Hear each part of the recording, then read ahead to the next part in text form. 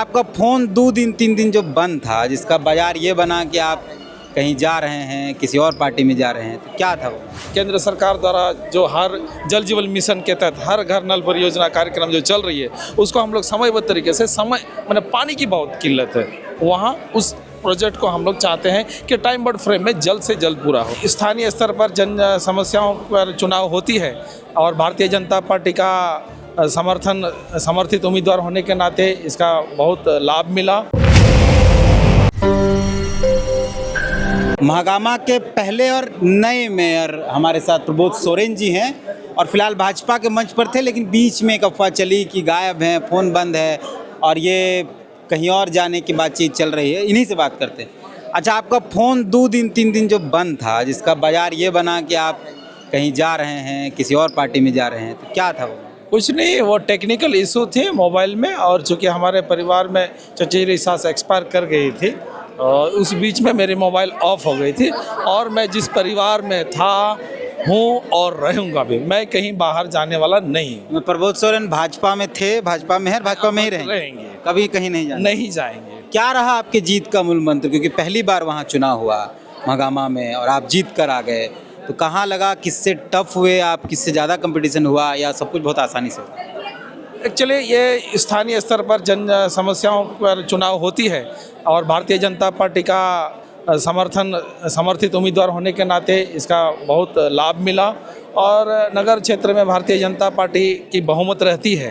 हम 2019 की चुनाव में भी या 2024 की चुनाव में भी अगर विधानसभा चुनाव देखा जाए तो हमेशा भाजपा वहाँ लीड की है और जिसका परिणाम है आपके सामने प्रबोध सोरेन भारतीय जनता पार्टी का समर्थित उम्मीदवार होने के नाते जीत करके आया है। क्या है पहला एजेंडा आपका वहाँ करने का? पहली बार चुनाव हुआ है, नए नए आप बने हैं, बहुत अनुभव है नहीं, तो पहली कौन सी ऐसी समस्या है जिसका समाधान हम अपने सिग्नेचर से करना चाहिए? मैं चाहता हूं कि हमारी जो केंद्र सरकार द्वारा जो हर जल जीवन मिशन के तहत हर घर नल परियोजना कार्यक्रम जो चल रही है, उसको हम लोग समयबद्ध तरीके से माने पानी की बहुत किल्लत है वहाँ, उस प्रोजेक्ट को हम लोग चाहते हैं कि टाइम बोर्ड फ्रेम में जल्द से जल्द पूरा हो और पानी की समस्याओं का निजात करें हम। आपके क्षेत्र से मंत्री हैं कांग्रेस की, उसके बावजूद भी आप जीत कर आए, इसका मूल क्या है एजेंडा? किसने आपको ज़्यादा मदद किया है?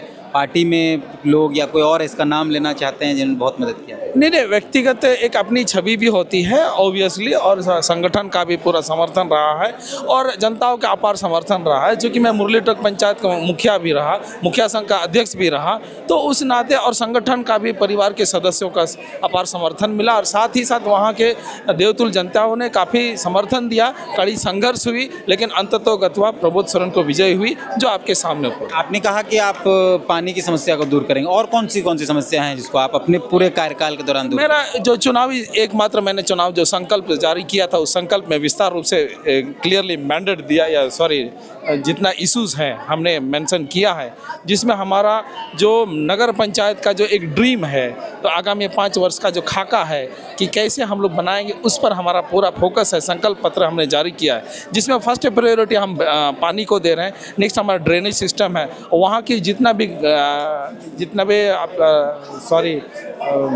कचरा प्रबंधन है ये सुचारू रूप से नहीं है और बरसाती सीजन में भी पानी की भी काफ़ी समस्या होती है डिस्पैच करने के इन विषयों पर। और छोटे छोटे जो फुटकर विक्रेता हैं उनको एक स्पॉट पॉइंट मुद्दा करके, ताकि स्वरोजगार के लिए भी उन लोगों को ज़्यादा मौका मिले, इन चीज़ों पर फोकस किया जाएगा।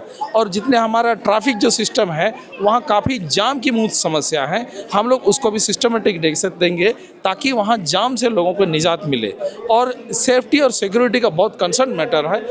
हाल में भी हम लोग ने देखा बैंक ऑफ इंडिया में एक डकैती करने का प्रयास किया गया। लॉ एंड ऑर्डर की बहुत गंभीर इशू है, इस इशू पर भी हम लोग जैसे ओथ लेंगे तो इसके बाद और फर्दर इसमें क्या स्टेप ले सकते हैं कि इम्प्रूवमेंट कैसे करेंगे, इन बिंदुओं पर हम लोग ज़्यादा फोकस करेंगे।